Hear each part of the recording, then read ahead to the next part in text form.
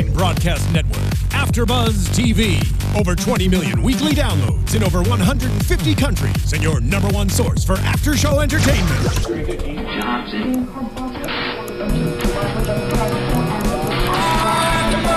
AFTERBUZZ TV, the destination for TV superfans, producing aftershows for over 300 of your favorite TV shows, interviewing celebrities and showrunners, and bringing you behind-the-scenes exclusives. All thanks to E! Entertainment's Maria Menounos, producer Kevin Undergaro, and internet leader Akamai.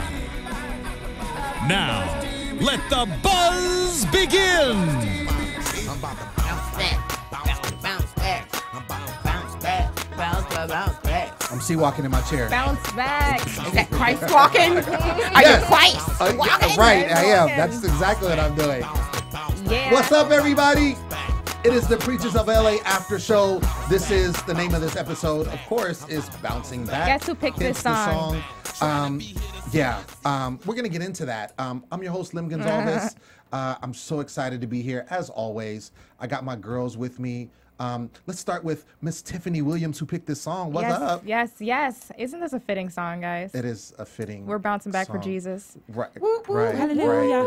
right. And of course, Megan Thomas. Hello. What's up? Do you know what this is? Because you're from You Cali. don't know what Bankhead this bounce, is. of course. We're look gonna at bounce you. back. Yeah. No, that is not. No, that that's was not the how to- that was the You Cracker gotta do Jack. it together. I got it. Oh my goodness.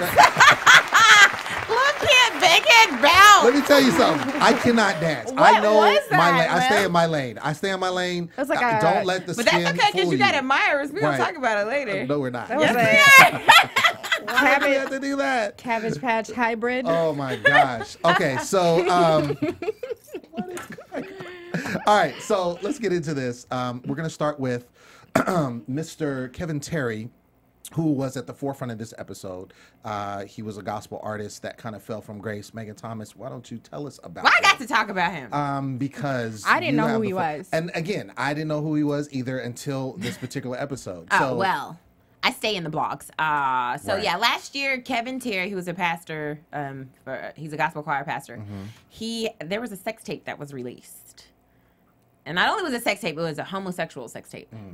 And I clicked on the link because I didn't know who he was at the time. You're curious. And I didn't know.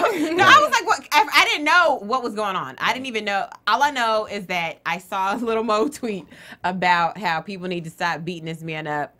she was defending him. Yeah, she was defending him. Okay. She was defending him, and she said, that's probably not even him, whatever. So, I like to be the judge of, I don't like to take other people's words. So I clicked on a link, and it was very graphic, I will say. Okay. And it was him. And it was him. Yes. And he did release a statement. He didn't say it was him, but I mean, everybody knew it was him. And his statement said, all these people pointing fingers at me. I'm dealing with stuff just like you. And, I have to deal with God on what I do. Instead of talking about me, you should be praying for me. Right. Which he's right.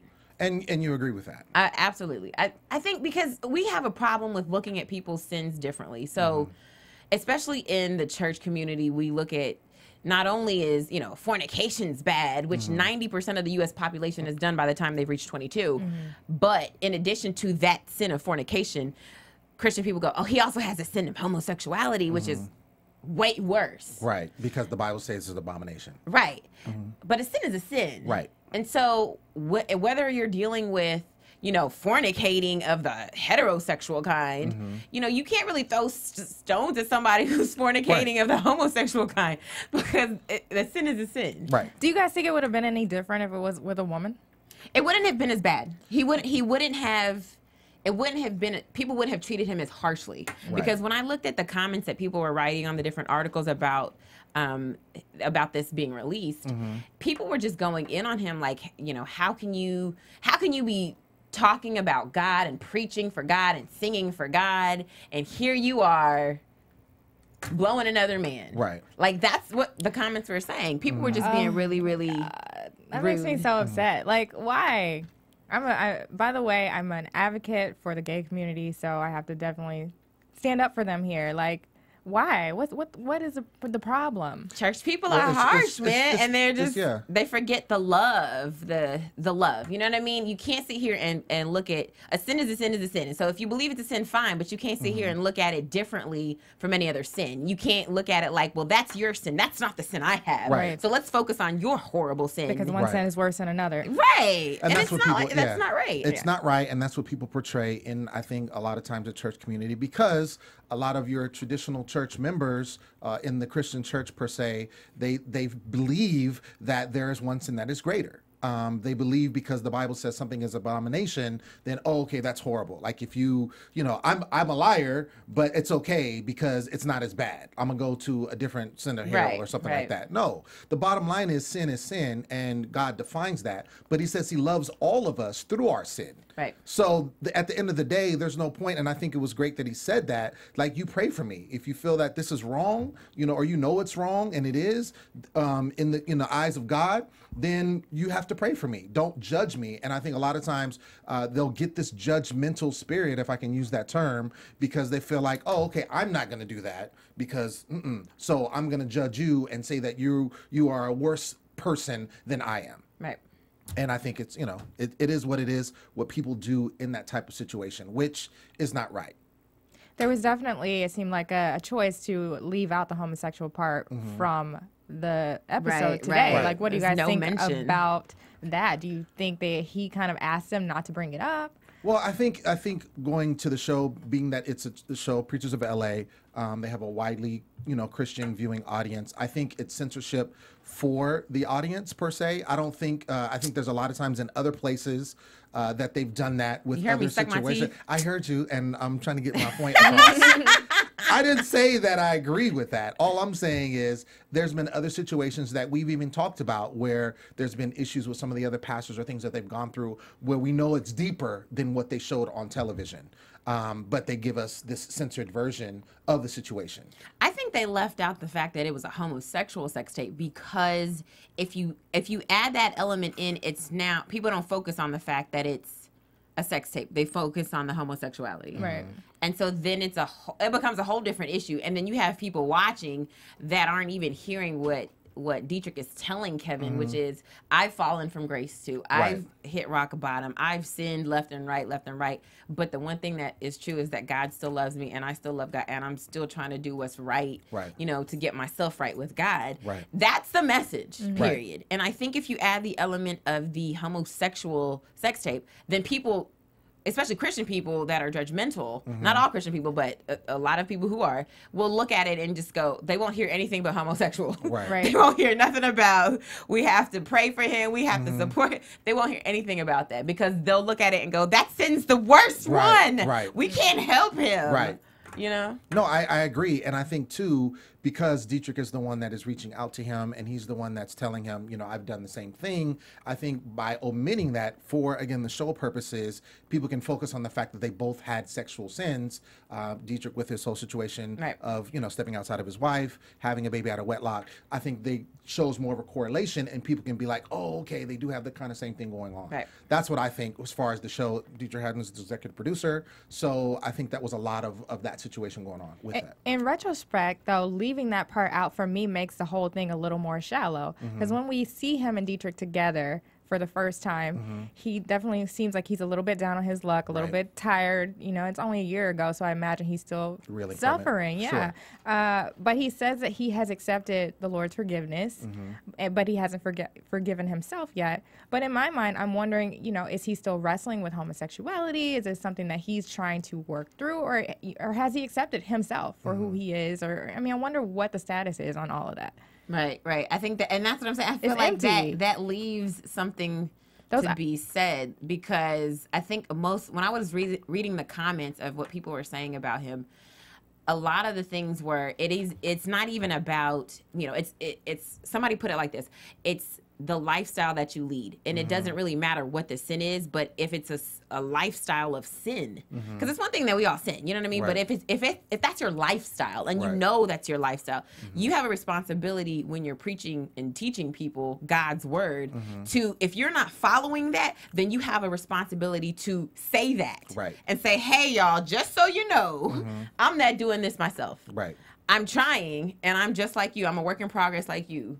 But I'm not following this myself. And I think when I read something that somebody put, they were like, that's really what it's about, because it's not even about the fact that he's homosexual and that he's leading a Christian choir. Right. It's the fact that, are you hiding that? If this is are you struggling with like, what is it? Are you struggling with homosexuality, or are you out? Are you proud? Like, what is it? Because whatever your testimony is, that's going to help somebody, because obviously you love God. Obviously you do have an anointing for what you do. He's really great at his songwriting and really touching people. I felt the Spirit when they were singing. So he does have an anointing in this, but it's so much more powerful when you can talk to people and be transparent about what you're going through. So even if he is like, maybe I was struggling with homosexuality and I'm straight, or maybe I am homosexual, but I still love God, and guess what? God still loves me. Whatever the case may be, like there's so much more power in that, and I feel admitting like it. Right, he should have just been honest. Like they definitely shied away from it, though. And this is my shallow remark of the day. His eyebrows were snatched. Did you see those?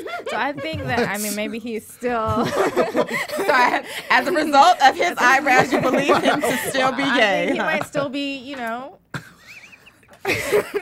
And if he is, it's nothing wrong with that. I feel like it would, like I'm saying, would be definitely a more powerful statement to say, look, this is who I am. This my choir has stuck with me. You know what I mean? And we're doing great things. I'm gay. I'm a gay Christian. You know what I mean? There are gay Christians out there, believe it or not, that still want to be accepted by people that judge them harshly. And so maybe he's one of them, and maybe he should own that. right.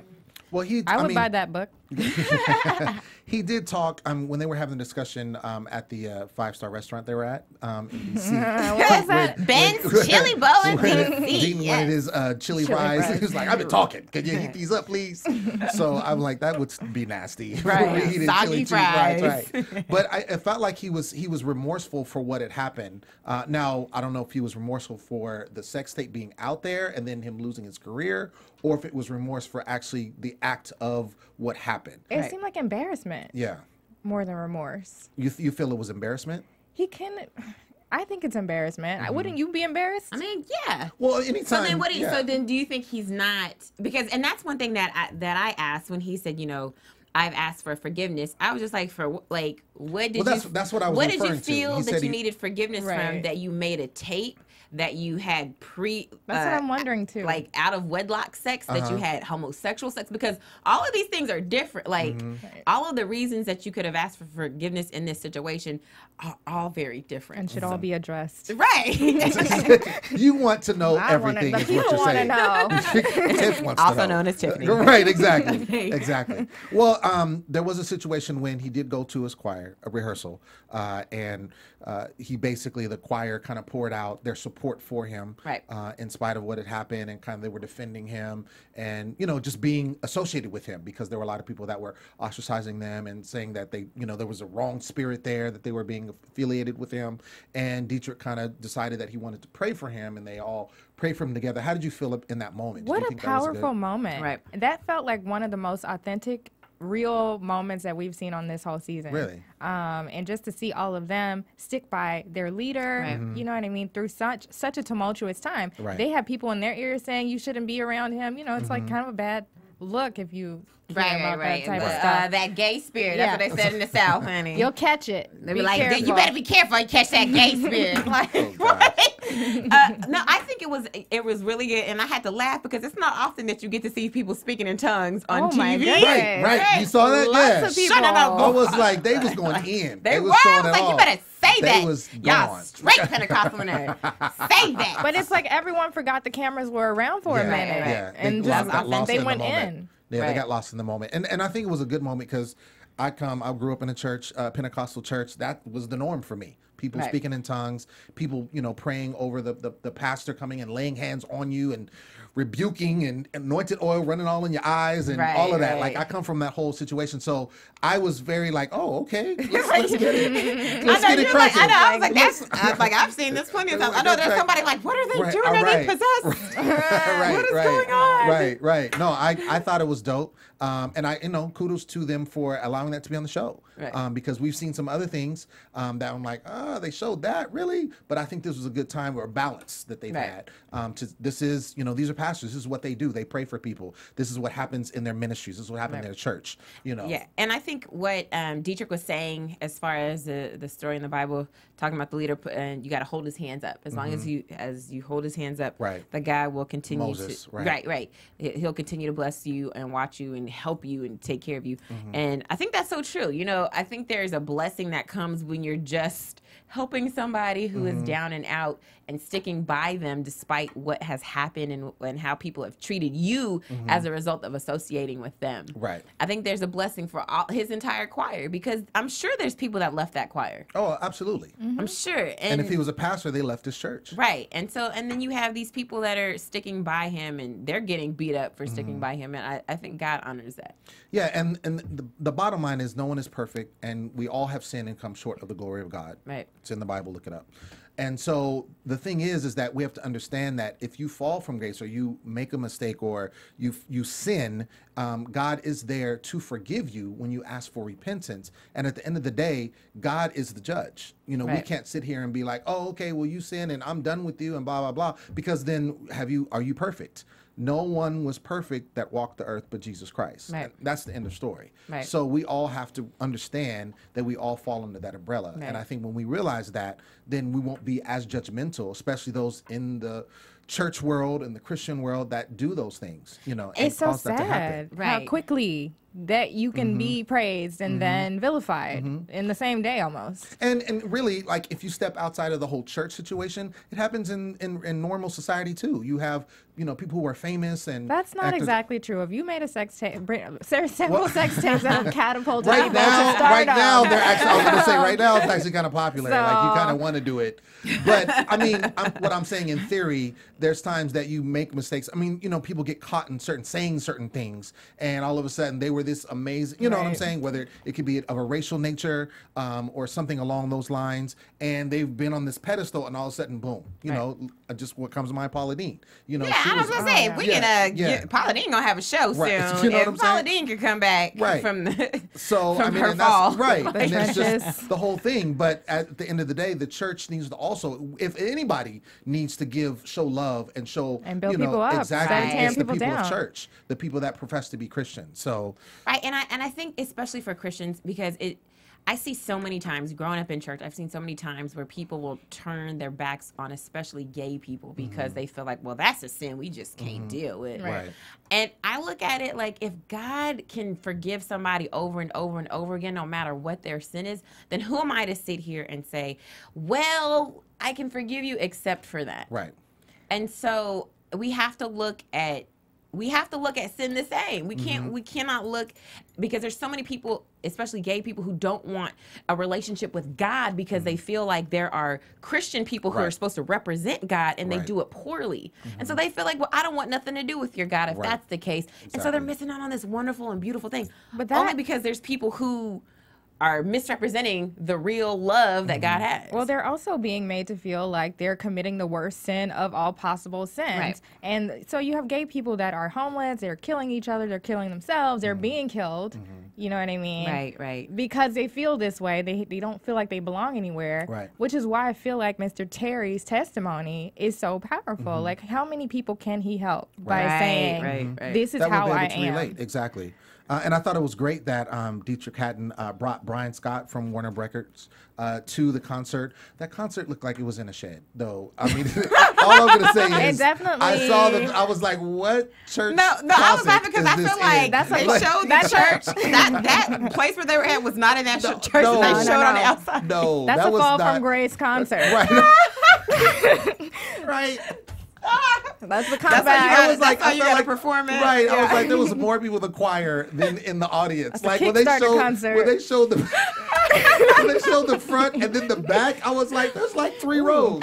Like, what is going on? And then still empty seats. Right. I was like, yeah, Fall from Grace concert. Exactly. Everybody was hot and sweaty. That's that they sweating were singing. anointing. They were singing. They were singing praise dance. Or the AC was not on. Or there was no AC. Right, exactly. There was no place to run when you catch the Holy Spirit. You just had to stay in your area. You just stay on the wall and catch it. Right. That's it.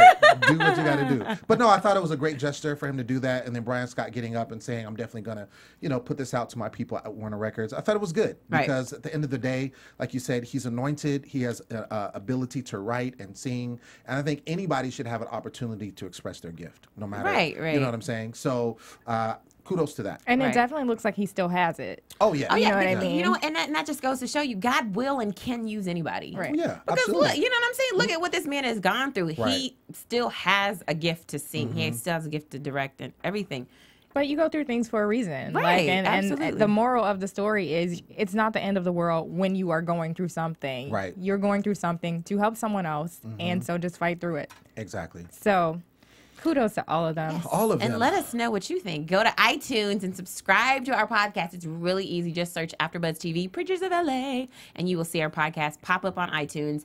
Click subscribe. It's free, honey. Free 99. Give us 5 stars. Yes, please give us 5 stars. And give us your comment. What do you think about this episode? What do you think about Kevin Terry and what Dietrich was saying to him? What did you think? We want to know. And we also we love your comments, by the way, especially on YouTube. And I wanted to read a comment from our last, from episode 9 from Malika Diva. Hey, girl. Hey, she girl. watches Hey, Malika. religiously. Hey, girl. Why She was talking about last week about Pastor Tim. You remember he was a 50-year-old virgin. Right. You look nervous, Lem. What's wrong? I just, And she said, I feel like this is going to go left.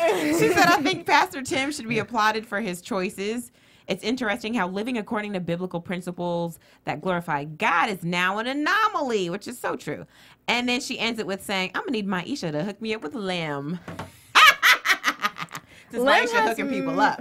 I know, right? Lem, you have many admirers. I know, Lem. Do you want to say something to Would you like to address Malika or any of your Now's your chance. I would plenty like to move on admirers? to, Are you single? I'm extremely single, actually. Oh, hey, Malika girl. Hey. Ladies. Yeah, so You can reach him at the Poet Saint. Exactly. On Twitter and Instagram. oh my gosh. I love Okay, it. so yeah, I know I do appreciate the comments. Thank you so much for the support. And we're going to move on to Christy preaching. So, Yes. Christy Hayslip, you actually, Boom, Megan, boom, called boom, it. boom. I caught it. I gotta give you your props. Yes. You called it last week in the predictions. She's being asked to preach, sounds like on several occasions. Yeah. Right. And she's shying away from that calling, and she doesn't even know really if it's something that she should get into. She's talking, there's a scene where she's talking to her husband, Jay, and he's basically all for it. And it sounds like in the past, based on what they were talking about, like he really wanted to push her in that, and she kind of stepped back. And so I think he kind of released that as far as the push, so to speak, and let her kind of go the way that she wanted to do in the supportive role of him and of the ministry. But now it's one of those things where I feel like she can't get away from it because it's coming so much at her, and she's trying to figure out if she indeed needs to pursue that. What do you think? Pursue it, girl. She says that she's at a turning point in her life. So she has time to think about this. Now her kids are grown, they're out of the house, and she's, at a happy place. But I think it's very tricky. Like, you can't call everything a calling just because people want you to do it. Just because people are saying, I think you should model, Megan. You're so beautiful. Oh, thanks. You can't call that a calling. Or can you? Yeah, you can. Or can you? You can. No, I mean, I see what you're saying. I think, though, that Christy should preach because I feel like she's been surrounded by ministry for all these years. She's been a preacher's wife. She hasn't had the opportunity to go see what she likes to do. So I do agree with Priscilla, her friend. She should go take, jewelry making classes. She should take fashion classes, all that stuff. Because, I mean, God just doesn't give us one gift. Right. Like, her gift is not just, if it is preaching, it's not just preaching. It could be making clothes. It could be making jewelry. You know what I mean? Like, there's multiple gifts, and then he can use that for something else. You may reach somebody in a silversmith class that you would have never reached. Right. Standing in a pulpit. Right. So, of course, I do think that she should explore the things that she likes now that she has the time. But I do feel like there's something special about Christy where she, even if it's not preaching, it could just be teaching and talking to people because she has experienced a lot. She's been married to a drug addict. She was a young mother. She's got a testimony in itself, and I think that's just powerful, being able to talk to somebody about it. You don't have to be a preacher like Rachel, who was with Maisha, Exactly. which we'll talk about later, like she's clearly not a preacher, but she has a powerful story. Right. She's a speaker, and that can just be just as effective. And so I think Christy should think about it. Of course, take some time off to really, really just sit in quiet with God and figure it out. But I do think she should. I think she should. Right. She's gonna end up preaching. She's gonna. I think so too, and I think too, going to what you say about when you're, the wife of a pastor or the wife of a preacher. I think in itself that's a calling in the sense that you have to be supportive of that person when you're together. And I say that because my father's a pastor and he's been a minister for 20 years, even before he became a pastor for the last 15. And my mother's always been with him, and they are made for each other, I feel. Is your mom a pastor or preacher? Well, she's the co-pastor with him at the church. So, but what I'm saying is she's been in ministry for years, just like he has. She accepted her calling, if you want to use that term, some years later. She was a choir director. She did a lot of stuff prior to that. I mean, she was just all over the place. She counted money and offering, like she just did everything.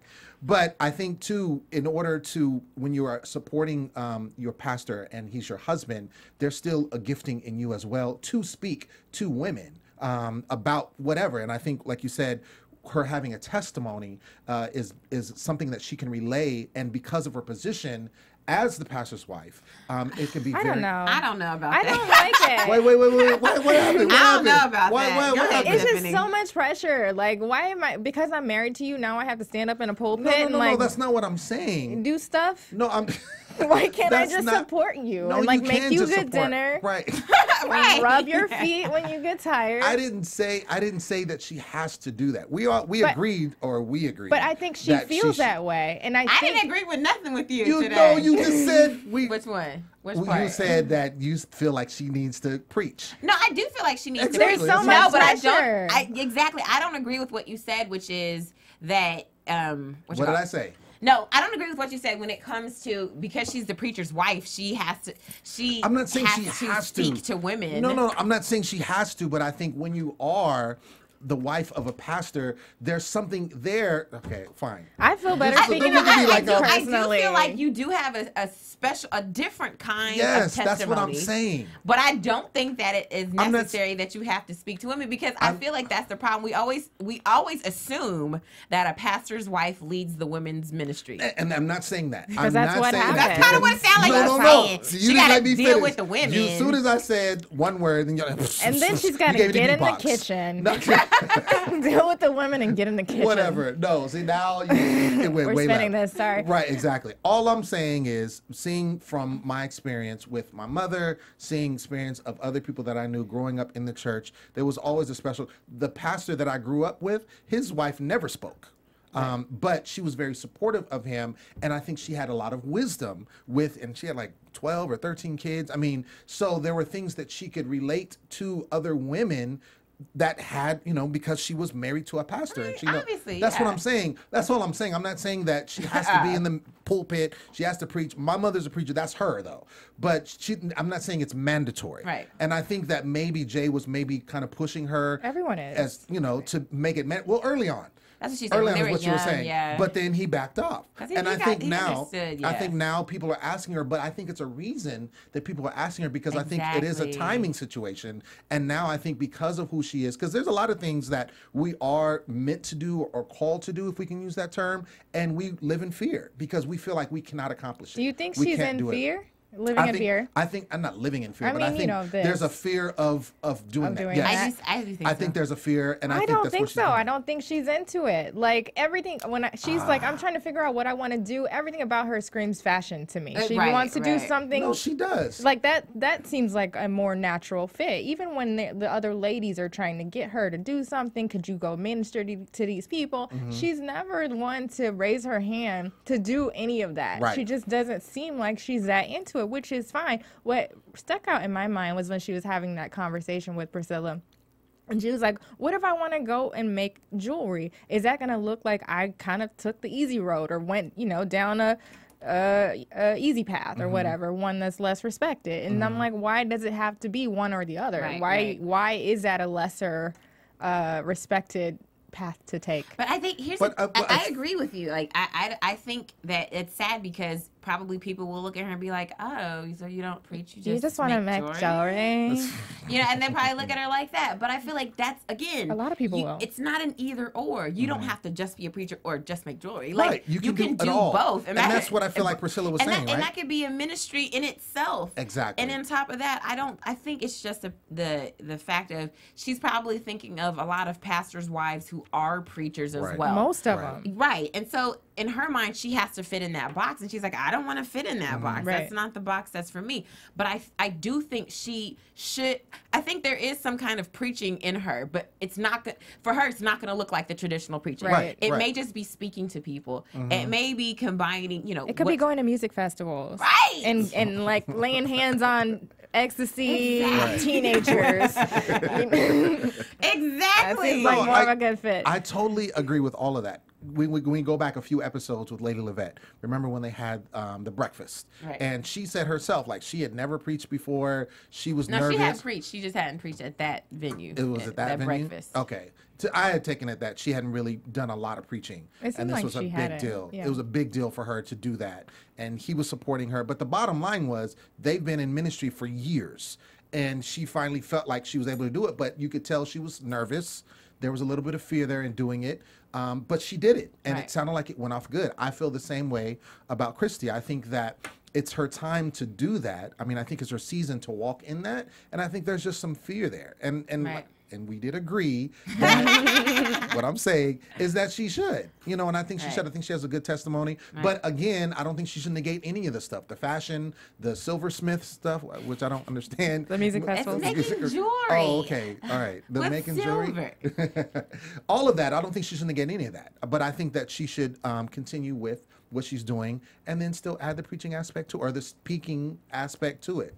Absolutely.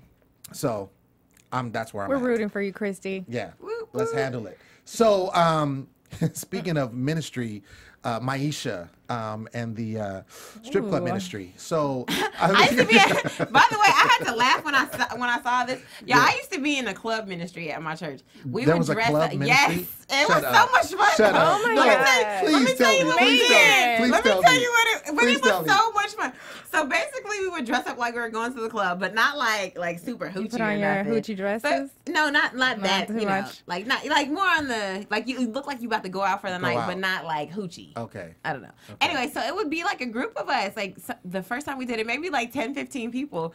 And we had these flyers that look like club flyers. So you know the club flyers that are like Right. colorful and they have Glossy. like, they're Right. glossy. Right. They got all the print on them. So they look like club flyers. So we wouldn't go into the club, but we would be like outside parking lot pimping. That's sneaky. And then and then as people were coming out, we'd be like, like we hope to see you Sunday. Like we wouldn't even, it wouldn't even be like, hey, you stop and talk to it. Right. We would just be like, hey, like come check this out and keep it moving. Come check this out. Right. And then people would be like, oh, cool. Like what party is this? And they'd be like, oh, snap, this is church on Sunday. And they would flip it over. They see the picture of our pastor and his wife.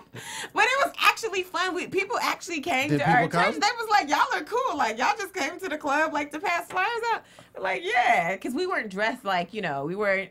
We weren't buttoned up all the way to the collar top. to the right, we end weren't of like your that. sleeve. And there was a lot of young people in my church, so we just went out, and it was cool because it would be like, you know what, like I want to go out, but I don't want to go out in that kind of setting because Right. you don't always want to go to a club, Right. But I want to hang out and I want to be around young people, and afterwards we would go eat. So I was like, when I saw this, I was like, go ahead, strip club ministry, and we were outside the strip club once, and they kicked us out, They but kicked you we out. did go.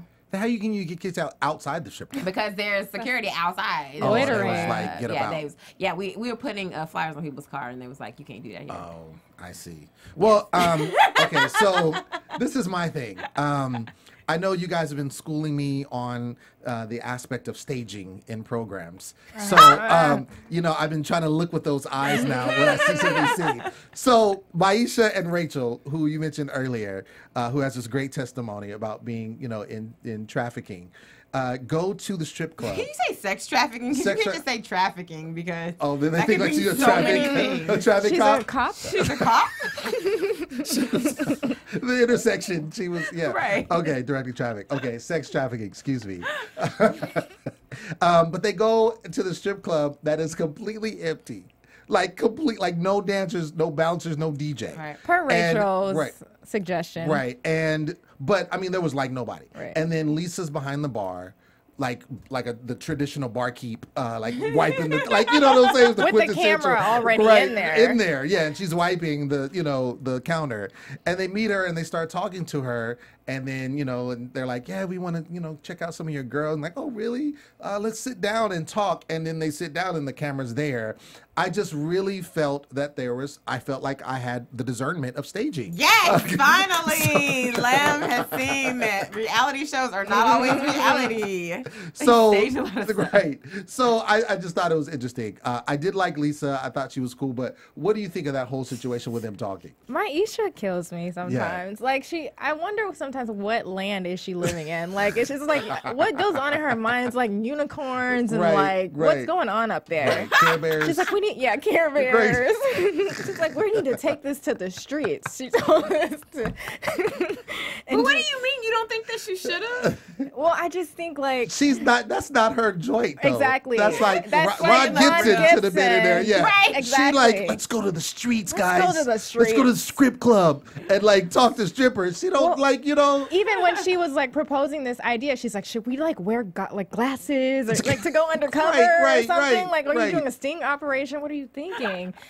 But luckily she did have someone with street cred with her who kind of like calmed her down. She's like, Yeah. well, we're going to the strip club from a place of love and not I feel sorry for you, not I want to save Right, you. right. We're not doing that. We're just going to go. We're going to say I love you. I'm here if you need me, which I feel like is the best approach ever if you're trying to save people. Right. So I don't know. I liked Rachel. I will say that. Yeah. It was nice to be introduced to Rachel. Right, Rachel was nice. She's pretty. I did. She was a pretty lady. I liked when they were actually at the event, the lipstick event. What was the title of it? Well, wait, before we get into that, I did want to say something about about Lisa, and I thought it was really funny because if they're gonna have this I knew this was staged. It's in a strip club. Right. There's no strip club that will allow cameras to come in there, number one. Exactly. And will allow them to come in there with you trying to save their dancers, which Right. would take away money flow from Which their I thought was club. also, I was thinking that in the back of my discernment. Exactly. Of course. Right. So when I saw that, I was just like, come on, y'all. Right. Of course, there wasn't gonna be no strippers in Right. here. Right. But I'm so glad that they did go there, and I do think that Maisha has a heart. She does, she really feels strongly about helping and saving women, and especially with her background, which we found out that her father Yes. is a Right. convicted felon, a convicted murderer. Murderer, yes. Wow. Right. Interesting nugget of information Right. that I We would had have never known. we'd never anything heard that about. before. And the fact that she was like, I didn't know until I was 12. Right. Like, Of my course dad was you a murderer. didn't. Right. Wow. Maisha. So yeah, she does come from. I mean, we call her bubblegum or whatever, but there is some that she does have stuff that I think her approach She has a great heart. sometimes is very, naive Naive. at some Right. times. But yeah, the name of the event was Hiding Behind the Lipstick. Right. That Which she is was also trying to her get new Lisa. book. Right. Oh really? Yeah, she does have a new book Oh out. nice. Okay. Shout out New Books. Yeah. New books. So she was talking to Lisa, about coming to the event, and she had different women. When we saw the event, there were different women with these cardboard sayings on it. Cardboard confession. Exactly. That were doing stuff that they had gone through and had overcome, and this was something that Rachel had devised. And then Rachel got up to speak, and we heard some of her testimony about how she was essentially kidnapped and forced into prostitution and the sex trafficking and how she came out of that. And I thought it was interesting when she came back to her parents and kind of how they had this moment where they were just, it was very awkward. Right. She had been gone, and then she comes back, and then she tells them everything that's happened, and then her parents are still like, it's all good. We got you. You're going to get past that. And just very supportive of her. So I thought that was really good. I thought it was amazing to hear that because I mean, that's got to be crazy That's to go through. intense. Yeah, to go through something like And that. I do believe I saw a ring. Yeah, a- she's- an engagement and a wedding band on that married. hand, Oh, so honey. yeah. Yes, So you yeah, better. there it is. Came all the way out. All the way up out there. Right. It's crazy because you looking at her, she's so beautiful. You know what I mean? But we were on the street, I would never know. And it's crazy how you could be sitting right next to people and never know what they're going through, what they've been through, and like that's an Right, incredible right. story Right, exactly. that she has to tell. Exactly. So I loved hearing it, and it's also on their website if you guys want to see the entire Rachel's story. Oh, really? It's on the Oxygen's website. Oh, nice. When Lisa ended up coming to the event, she didn't make it. Maisha's kind of looking out for her, and then she kind of steps in during the time Rachel's giving her testimony, brings someone by the name of Passion. So do you think Passion was a dancer at the club? I'm just saying because her name Passion. I mean, No, I think she's just a passionate friend of hers. is that I what it think is? Passion is just her friend. Just her This friend? is also a stage moment for you, Lem, that you can Right. start to pay attention Yeah. to. When these people start coming late to church, this has happened every time they try to save With someone. Justin, they're like, I don't know Every if he's gonna time. show. I don't know. Is he So gonna that's- come? okay. I'm so nervous. They always do So, that. and then, Dun, so, dun, so dun. that's a stage thing too. Yeah. Of Okay. course. They probably Yeah. paid them like Okay. $150 Come to in come, late. and we're gonna just wait. We're gonna hold you and go. And go. Yeah. Okay. Thank you. I'm getting better though. I'm getting better. But I was right about the one. You were. I got it. I had got it. So, but I thought it was good. And then Maisha actually started ministering to Passion and kind of, right there impromptu. And I thought it was great because it seemed like Passion had some things that she was going through. And that event really touched her. And Maisha talking with her and ministering further about it was really good. So That kudos was to so her awkward. for that. Was it awkward for you? Well, because Passion didn't want that. She You don't didn't- think so? I don't think she needed any attention. But it wasn't It was like- very mild. Yeah, it very wasn't like mild. on stage. I will say that. Yeah. But it was just like, it didn't feel good to me. Like I feel like Passion was just like smiling and nodding for the sake of getting out of there quickly because she's Really? on camera. I thought, I'm looking at her and she looked like she was getting very emotional Right. while Maisha was talking to. I know that, again, going to church and when somebody touch you and they say something and just hit you, I see your pain. Right. And then I I felt want to save you. Well, I think it was something that she needed. I'll put it like Yeah. that. I think it was something she needed to hear. I don't think it was terribly awkward. She didn't look like she was super uncomfortable. She said she wanted to come back, Yeah. which is important. Because that's what you know. have to say when you have a preacher's wife staring you down your face. You can't say, But I'm not I going to didn't come think that back. was- I No. felt like that was genuine though because she was Yeah. so quick with it. Like she was like, no, I'm definitely coming back. Right. Because Or you she could've have just to been say like, that. No, She's not because gonna- she could have said, I really liked it. Like that's really good. Yeah. I might come back. She's not going to say, I really hated this. This is Of a course, stupid of course event, not. and you I'm can never going to tell come if back. she really did. But like she threw that out there. Nobody was even asking her to come back, and Right. that was like the first thing she said. Was like, I'm Exactly. definitely coming. Exactly. I think she really liked it, and I will say Maisha is a little pushy. She's Right. a little testy. We Oh, know of course. that. Of course. And so I do think she was a little pushy when Right. she was just like, "Yes, you need to change. You know, You need to, you it's need going to change. happen. I'll give you a shove." You know what I'm saying? Of course, we know they're gonna give her a shove because Right. you give everyone a shove, Right. Maisha. Yes, that's what you do. But I think she should probably scale back a little bit. I think come more from more of a Jesus approach, which Right. is I'm here if you need me. Right. I'm here if you need the love. I agree. You But I know? think the bottom line is she was touched by it, like I said, and I think it was good for her to be there. What did you guys think about Maisha's testimony in her speech? She kind of followed the sex trafficking thing with something that was a little more lighter. Tame. Yeah, about not feeling attractive and because she's dark skinned. Right. Which is something that a lot of ethnic women feel and can identify with. If you are, Right. if you don't pass a paper bag test, then you are not attractive. Right. And even living in LA, like I feel like I'm too dark skinned to be considered attractive out Are you here. serious? Yeah, totally. Men look straight past you. What? Yeah. So I thought it was really interesting. And you're not like, I don't- that dark. I don't see you Exactly. as very dark. So, but I'm considered dark skinned, and that's considered unattractive. Not necessarily spoken, but people Right. kind of consider it that way. But I thought it was interesting for her, and also very great that she made herself so vulnerable Right. and let us in on that type of thing. She's like something that she was dealing with even in her Right. late 20s, Mm-hmm. not Yeah, feeling started in attractive fifth grade, and yeah. overcompensating with makeup and whatever else she could find. Absolutely. I thought it was in good taste. I thought it was something that a lot of women could relate to. I remember being younger and having friends of Somebody both. put that brown paper bag up to you, No, Lem. no. But no, I did have friends that, because back, when I was growing up in the 80s and the 90s, light skin was in. Christopher Williams, Elder Barge, Exactly. I'll be sure that was what it was. So if you were light, you had it was brought up. light. Exactly. Yep. So if you were darker, my best friend was darker skinned and he would always hate on me like, see how she looked at you? I had my shag and it was curly because I put water in it. But that's besides the point. But I do understand. I've seen that in my friends and people that I love and associate with, people in my family, obviously. So, but it's a situation that I think that, again, people can relate to. And I thought it was good that she mentioned that. Right. I I thought it was think good. a lot of people go through that. A lot of women go through that. And, and I don't think her, hiding behind a lipstick is just about, although a lot of women have gone through sexual assault of some type. I think it's good to show that, even if you haven't gone through that, there is still something in your life that you're hiding behind. There's some insecurity, as a woman.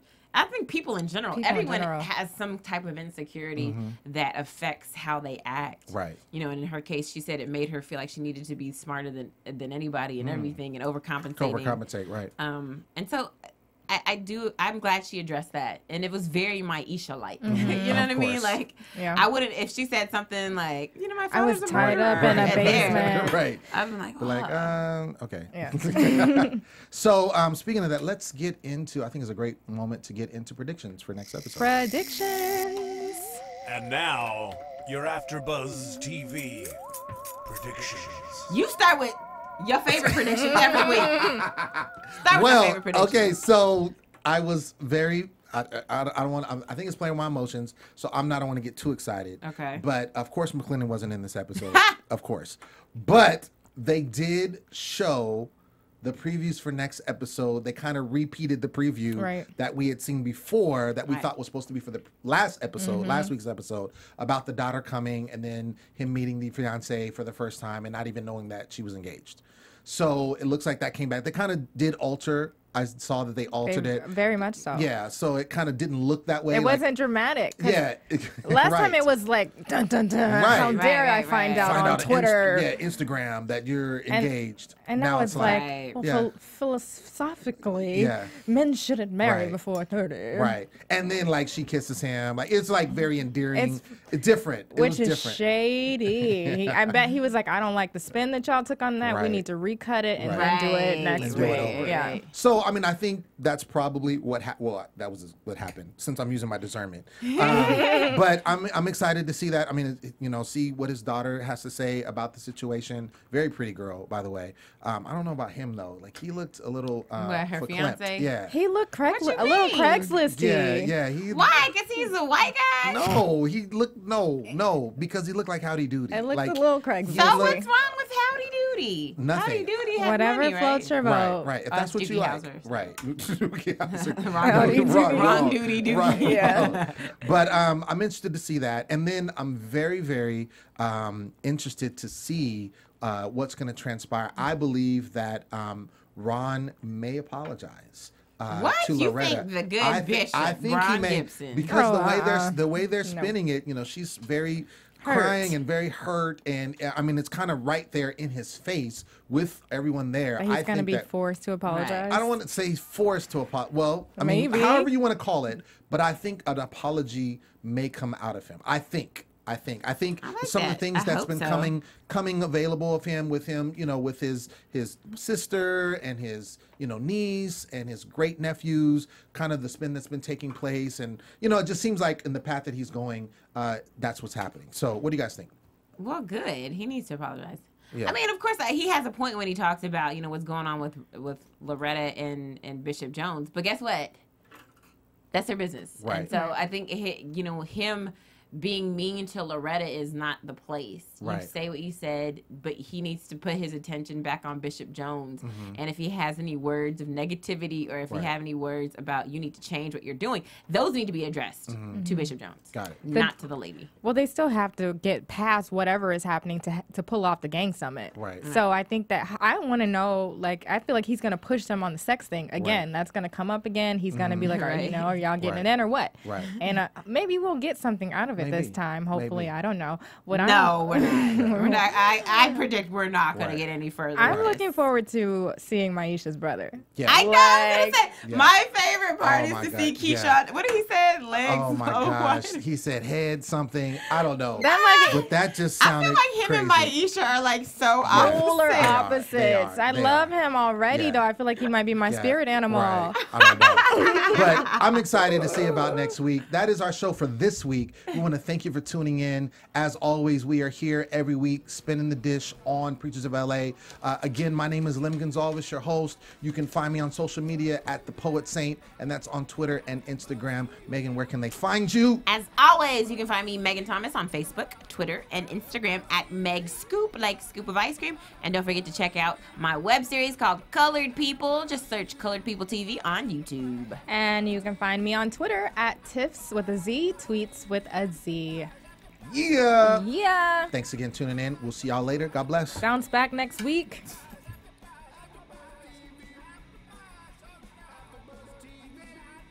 From executive producers Maria Menounos, Kevin Undergaro, Phil Svitek, and the entire AfterBuzz TV staff, we would like to thank you for listening to the AfterBuzz TV network. To watch or listen to other after shows and post comments or questions, be sure to visit AfterBuzzTV.com. I'm Sir Richard Wentworth, and this has been a presentation of AfterBuzz TV. See you later. The views expressed herein are those of the hosts only and do not necessarily reflect the views of AfterBuzz TV or its owners or principals.